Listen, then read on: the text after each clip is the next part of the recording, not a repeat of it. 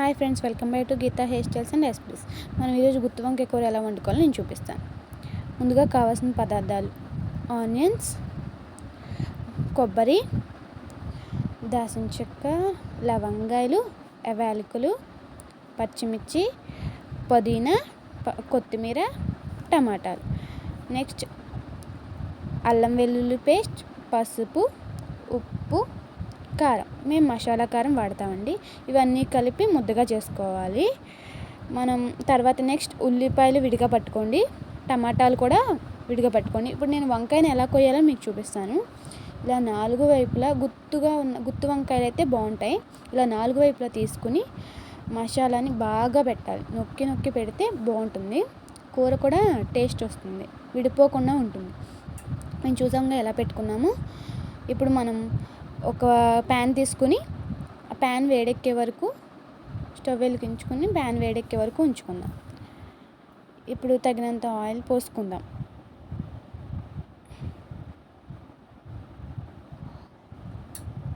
చూస్తున్నారు కదా, ప్యాన్ బాగా వేడెక్కింది.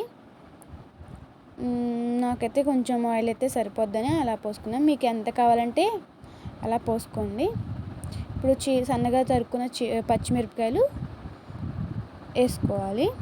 అవి బాగా వేగాలి.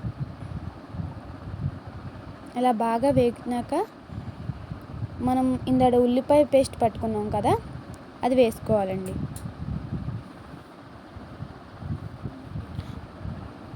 ఉల్లిపాయ పేస్ట్ వేసేసుకోవాలి. చూసారా ఆయిల్ ఎంత హీట్ ఎక్కిందో.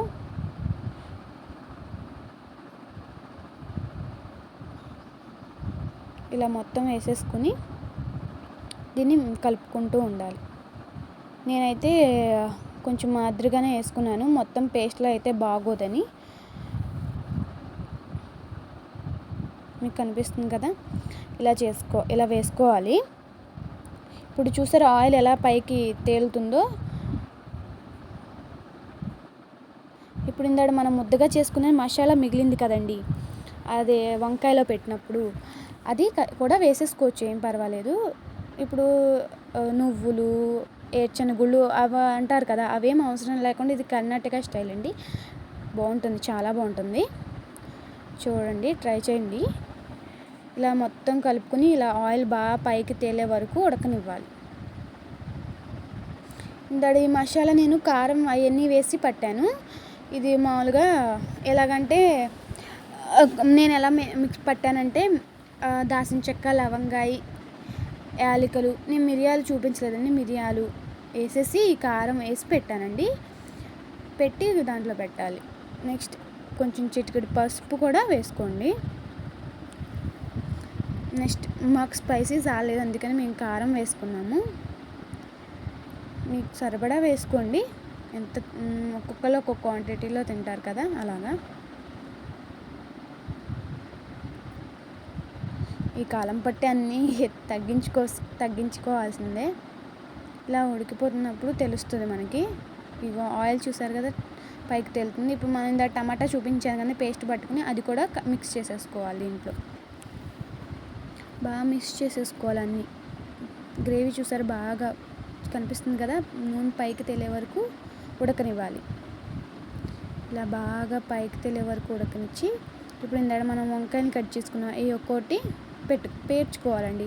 ఒక్కసారి వేయడం వల్ల ఏమవుతుందంటే మనకు కలుపుకోవడం కొంచెం ఇబ్బందిగా ఉంటుంది. అలా పేర్చుకుని కొంచెం అలా మూత పెట్టేసుకుందాం కొంచెంసేపు. కొంచెం ఒకసారి తీసి సాల్ట్ వేసేసుకుని మనం తగినంత సాల్ట్ వేసుకోండి. సాల్ట్ ఉంటే సాల్ట్, లేకపోతే కళ్ళుప్పు అంటారు కదా, అది కూడా వేసుకోవచ్చు. చూసారు కదా ఎలా ఉడికిందో, ముక్క చూసారు కదా ఎలా వచ్చిందో, ఒక్కటి కూడా పోకుండా అలాగా. ఇప్పుడు